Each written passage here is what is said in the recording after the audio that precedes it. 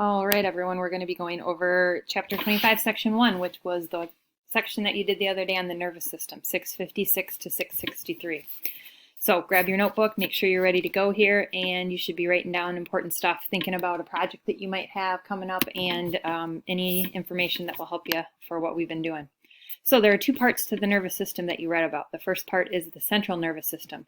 Think of like the central office, right? The brain and the spinal cord. So that is kind of the main part, right? And everything that branches off of there is going to be the second part, which is called the peripheral nervous system. So we often will call them the CNS and the PNS, which is how you'll see them referred to.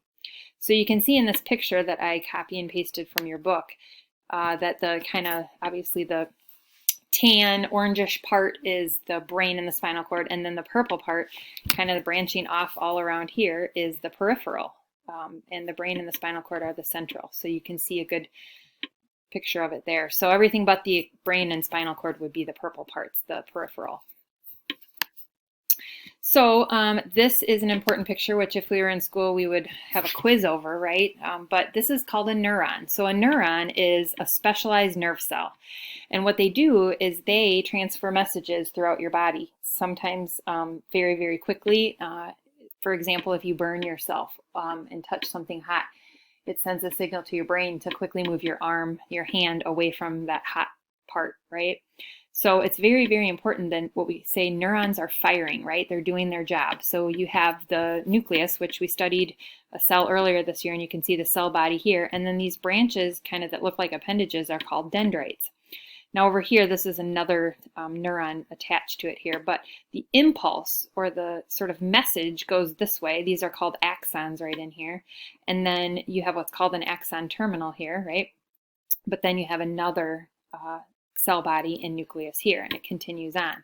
So very, very important in young developing humans that we form really nice long axons and that these impulses are sent. So that's a picture of a neuron. It's not the same as a nerve. Be careful. There are bundles of nerves that we'll talk about. So the parts of a neuron that you should know: the cell body, which I just showed you, then those dendrites, which look like kind of appendages or branched extensions. So neurons receive information from other cells through the dendrites, right? And then it might be, there might be a lot of these on any given neuron, and they can receive the impulses from thousands of cells, and this is constantly happening in your body. And then we have the axons, right? They look like the little beads in the middle, the purpley gray. So those are those impulses that get carried away by the axons, and they can be short or long. You want them to be long. You want them to be healthy and long. So the tip of each branch we call an axon terminal, and there was a picture of that right over here. You can kind of see that labeled there at least. So that's the three parts. Now, neurons, there are different types, right? So they can be what we call a sensory neuron. These are ones that are going to get information about what's happening around your body. Is it cold or warm out? Is it scary? Is it dangerous? Is it raining? Is it snowing? Is it hot? Those have receptors that detect changes, and then they're going to send a message to the CNS, right? The brain and the spinal cord, so that your brain can process it. So that's important. And we have what are called motor neurons, right? These are the impulses from the brain and spinal cord that send messages to your eyes to squint if it's bright out, or if they're dry, or they send messages you don't even know to your sweat glands to sweat when you're too warm. So we call those motor neurons. So what is a nerve? I mentioned that a minute ago. Well, a nerve is just a bunch, right? A collection of axons where those impulses travel between the central nervous system and other parts of your body. So we look at this picture that I copied, which hopefully it's pretty clear to you, but you can look at your book. Here is an example of a nerve, right? So it's a bunch of axons that are bundled together. It has blood vessels and connective tissue, and it's very, very important in here. So you can see this is the nerve, right? And inside, if we could see inside of it in there, you can see all of that, those neurons and such that are in there. So it says a message from the brain travels down the spinal cord. So here's the cross section of the spinal cord, travels down here, and then along the axon, which comes out here, right, of a motor neuron inside a nerve to the muscle, right? So here's your muscle, and it's going to tell your muscle to move or sweat or do whatever it needs to do as far as contracting or extending if you're exercising or something like that. So this is just one simple example. So a nerve is not the same thing as a neuron. So we have what's called the somatic nervous system. These are under your constant control. These stimulate your skeletal muscles to move and everything voluntary that you volunteer, right? That you say, I'm going to move my arm, or, you know, I'm going to pick up something. Those are all in the somatic nervous system. So I always think of you're volunteering those muscles, right? So the autonomic, think of automatic, right? These you don't control. Like, for example, you're not telling your body to digest its food. You're not telling your heart to beat and controlling your heart rate in that respect. Your body's doing that by messages that are sent to your brain, but it's not something that you're voluntarily doing. It's what we call involuntary. So you don't have to think about that heart rate or that digestion. It's happening because your brain is getting signals and sending signals.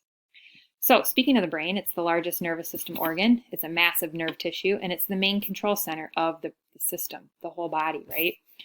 The brain is fascinating. We don't know everything there is to know about the brain yet. We know a lot, but we're learning new things every single day, and it's very, very interesting. So the first part we're going to talk about is the cerebrum, and it's the largest part of the brain. This is where your memories are. It's where you think, and it also controls your movements. Now, there are two hemispheres. You can look over here. This is the left side. It's as if it's in your head, right? This is left, and this is right. Now, what's amazing about this is that the left side of your brain actually controls the right side of your whole body, and vice versa. So the right side controls the left side of your body. So if you get your injury, let's say you accidentally, you get into an accident and you're not wearing a helmet on your bike, you can get into some serious damage of your brain. So if the left side of your brain gets damaged, oftentimes the right side of your body doesn't work. Or if the right side gets injured, the left side doesn't always work. So it's very, very important that you protect your brain. Now we talk about the brain, and the left side, we say primarily controls activities like speaking, reading, writing, solving problems. The right side is more kind of processing things like music, interpreting emotions, spatial thinking. So a lot of people you'll hear say, oh, I'm left-brained or right-brained. Clearly, we all use both parts of our brain, but some of us just have a little bit more of a talent or a tendency towards one or the other side of our brain. So the cerebellum is what processes sensory information from our body. That is the second part of the brain, and it sends impulses to our skeleton, obviously to stay balanced or to do its job. And then we have the medulla, which if you were able to see right now, we often call that the brain stem. So that connects the brain to the spinal cord. It's kind of inside and under the brain in your neck at the very top. So this receives the sensory impulses from your blood vessels. So that's how your body stays regulated with blood pressure and temperature and all of that. This is where it sends impulses to your heart to have your heartbeat. So all three parts are very, very important to keep healthy and safe and strong. And that's why we're very careful to protect our brains. So if you look at this is kind of fascinating, and we still don't know everything we need to know about the brain. But it talks about the different areas you can see where certain things are controlled. So if you injure these parts of your brain, you may not be able to, for example, taste or feel or see. It might affect your breathing. You can kind of see here the cerebellum is down back here, and the medulla is right down here. They're very small parts. Those were those second and third parts of the brain that I was talking about. And this is obviously the cerebrum. But it's all very important. And this is just what we know. There's some things we still haven't figured out in the brain that are important, obviously. So we're constantly studying that. So we also have to talk about how important the spinal cord is. You've heard of people who've been paralyzed. Sometimes what happens, there's fluid that runs through there that from an accident or an injury gets pushed in or stopped by the vertebrae being pushed in, and that fluid has to be able to run through right here. And so you also have to protect your back and your spinal cord, because if that fluid doesn't get through, you don't feel things. So wherever that injury is, you might be paralyzed like from the waist down or the neck down, wherever the injury happens. So you do have to be very, very careful of your spinal cord. It's protected by those vertebrae, but that doesn't mean that you can't injure them. So there's neurons and bundles of axons. They pass those impulses. It's kind of the main highway. Think about it, from your brain to your body. So if that gets stopped and that fluid can't get through there to send those messages, then it can be very dangerous. So it allows your brain to communicate with that periphery peripheral nervous system. And the sensory neurons in your skin and your muscles, they send impulses, right, to tell you what's going on. So if you get a spinal cord injury, it can be very, very dangerous. It can block that information and you can't lift your arms or your legs or walk or move your arms. Sometimes you have trouble with respiration and all sorts of stuff. So you do have to be very, very careful. Okay, so that is the nervous system. You can go back if you need to look at anything else, but that is the basics of it. And if you have any questions, we'll talk about it on Friday.